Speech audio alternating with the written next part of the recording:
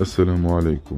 طمأنت الأستاذة ريحانة بنشية المتابعين حول حالتها الصحية بعد أن تعرضت للطعن بواسطة خنجر على مستوى الظهر، قائلة: صحتي في تحسن مستمر وما زلت بعد الآثار العملية، لكن الحمد لله مقارنة بما كان يتوقعه الأطباء.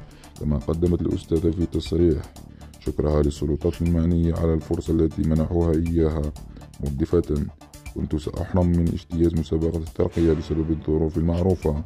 ومن جهته قال مدير التربية لولاية باتنا عثمان حمنة إنه تم تخصيص مركز الامتحان للأستاذة ريحانة بعد موافقة الطبيب المختص، الذي أكد أن الأستاذة في حالة يسمح لها باجتياز الامتحان نفسيا وصحيا.